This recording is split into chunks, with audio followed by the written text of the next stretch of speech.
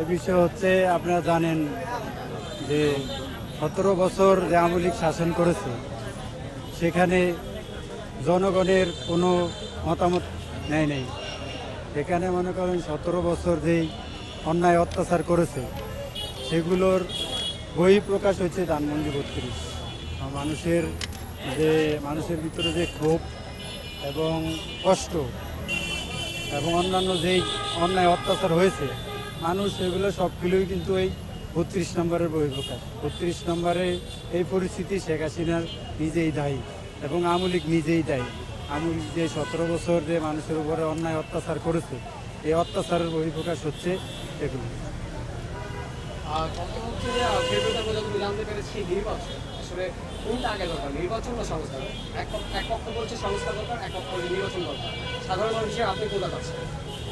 সাধারণ মানুষ হিসাবে আমি চাচ্ছি আগে সংস্কার, কারণ আপনি জানেন যে ১৭ বছরে যে আওয়ামী লীগের দুঃশাসন ছিল এই দুঃশাসনের মধ্যে আপনার হেফাজতে শাপলা চত্বরে যে হত্যা, পিলকানা হত্যা এবং অন্যান্য যত হত্যা হয়েছে এগুলার বিচার করা জরুরি এবং যেই ২৪-এর যে আন্দোলনে যত ছাত্র জনতা হত্যা করা হয়েছে এগুলার বিচার করার পরেই নির্বাচন দেওয়া উচিত। আপনার অন্যান্য জায়গায় যে সংস্কারের প্রয়োজন, যেমন অন্যান্য দল বলতেছে বিএনপি শুধু নির্বাচন বলে বলে শুধু তসবি যাইতেছে, কল্লা ডুসাইতেছে।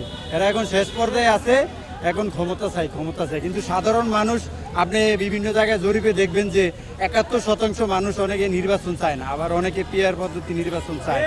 সামনে নির্বাচন হতে হবে মনে করেন সুষ্ঠু এবং গ্রহণযোগ্য, সাধারণ মানুষ যেন বলতে পারে যে আমি ভোট দিতে যাবো, এরকম পরিস্থিতি লাগবে। কিন্তু আওয়ামী লীগ তো প্রত্যেকটা জায়গায় যে এমন পরিস্থিতি এরা সামনে প্লেট নিয়ে বসে আছে, খাবার নিবে এই পরিস্থিতি। কিন্তু জনগণ তো এটা চায় না।